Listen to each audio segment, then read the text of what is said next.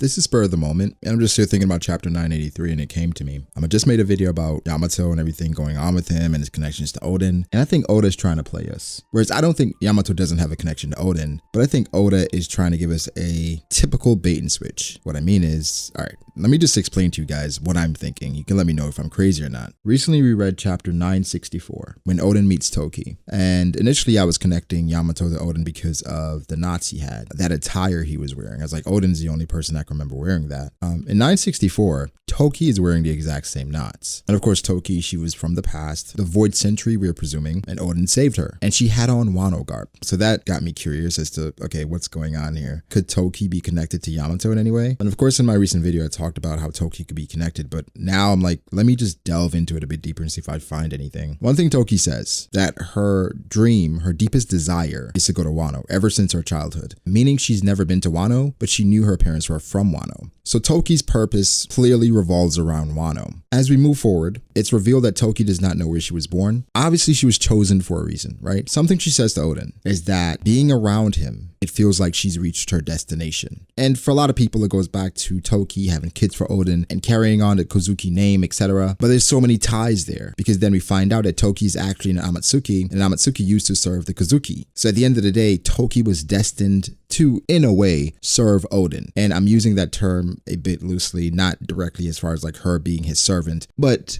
to be subservient to him in some way. Toki then goes on this journey with Oden. The journey on Whitebeard's ship to different islands, learning different cultures, learning the world, meeting Roger, going to Fishman Island. All these different things Toki experienced with Oden, so in a way she could document, even without Oden's journal, everything Oden has been through because she was there. Something peculiar that we know about, but it kind of went under the radar. When Toki got sick and they had to go back to Wano. This is when Oden said he had to turn his back on Wano, and for him, if he didn't turn his back, he felt like he could never go back to sea because of everything that was going on. So while Oden left with Roger to accomplish that goal of finding the One Piece and figuring out what the true history of the world is, Toki stayed back in Wano. And what exactly did Toki do in Wano? When Oden got back to Wano, he said he thought the people would be angrier, or everyone would be angrier. And they said the reason why people weren't angry is because Toki was a woman of great character. She never put on airs for being the wife of the daimyo. She worked and sweat with everyone else and told exciting tales of your adventures. Are you guys following me here? Toki, while Oden was away, was spreading everything that Oden did and went through with Roger and Whitebeard. Now, it also goes on to say, Lady Toki and the children are now tremendously beloved figures in Kuri. So while Oden was away, Toki pretty much made a name for herself, right? By working with everyone, while also telling the exploits of Oden. I hope you guys follow. We also cannot forget with Toki, when Oden also got back, he found out that Toki got shot with an arrow, and he left a very distinct scar. Very distinct, which to me signified that Toki at some point either will come back or is going to be referenced again. We know what happened to Oden, right? In which he had to dance for Kaido and Orochi. And it got to the point where Oden even asked Toki, hey, do you want a divorce? And Toki said, is that a joke or are you trying to make me mad?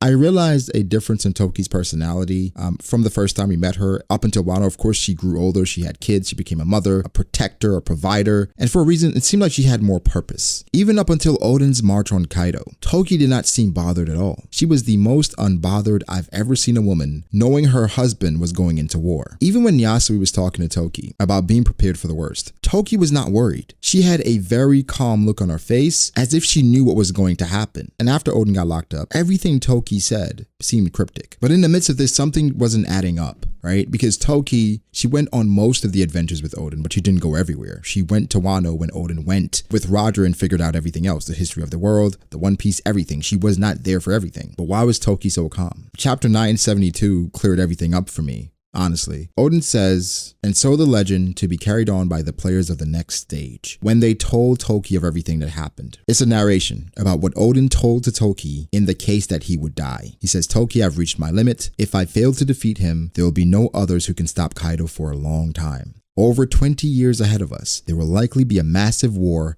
terrible enough to split the seas themselves. In other words, 20 years, the primary figures of this great war will muscle their way into the new world. And he gives Toki some documents. He says, I want you to use your power, Toki, if I should die. She reads the documents. then she rips it to shreds. Toki then goes to Odin and collects the swords, or she was giving him the swords and he said to give them to the kids. And Odin asked her the same thing. Aren't you sad? I'm about to die. And she said the same thing, which resonated with me because that's the same thing Roger said to Rayleigh, in which Toki said, who said you were going to die? Which obviously means that the will of Odin was going to live on no matter what, because Toki had begun and had already started sowing the seeds of Odin's will. In that same chapter, 972, Toki says, look ahead, Odin, to 20 years in the future. What's interesting is how everything came full circle. In regards to Kawamatsu, Inu and Neku, Ashura Doji, Kinemon, Kiku, is that in the mission to unify the world, that's the grandiose mission of One Piece. In this micro scenario, they have so many different species and different people to help them accomplish this goal. It's astounding. So of course, Kanjuro, we know he's a traitor at this point, but could someone else slot in as the 9th scabbard or the 9th representative that Toki spoke of? Toki's last words, or the last thing we heard from Toki, was when she told everyone to come to her, that she had something to tell them. You are the moon, unaware of the dawn. May your purpose be fulfilled,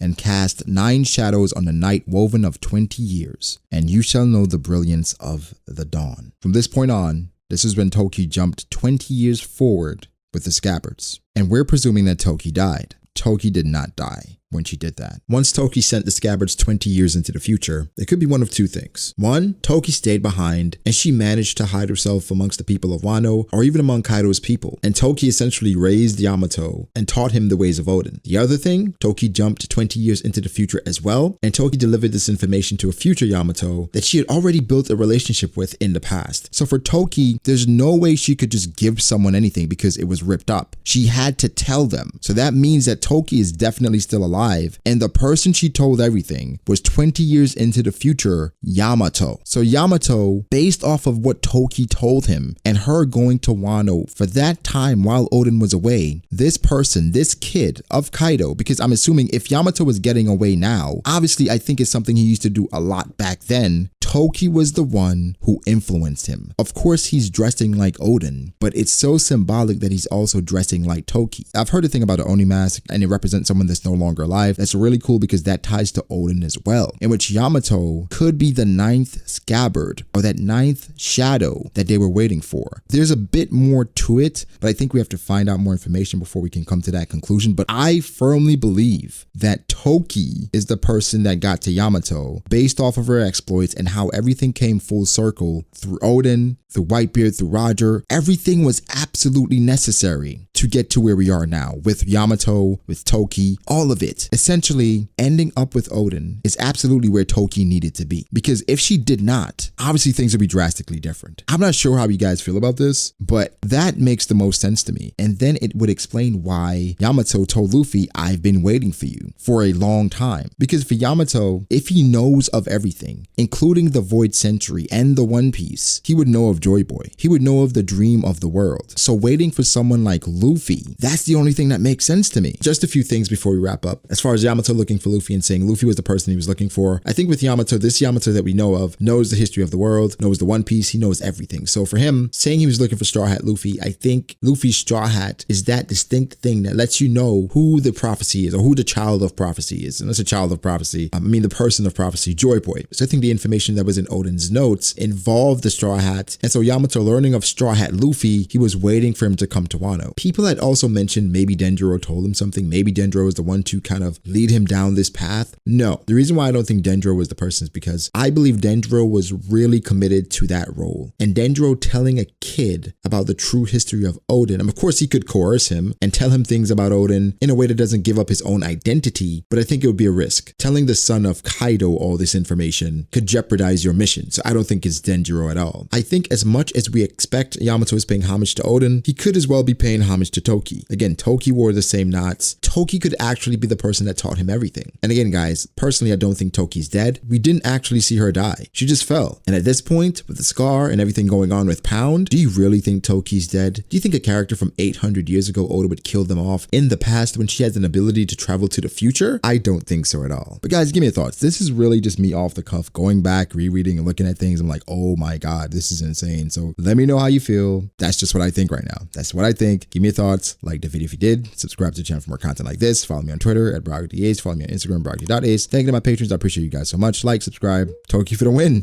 Toki for the mother effing win. I'll catch you guys in the next one. Peace.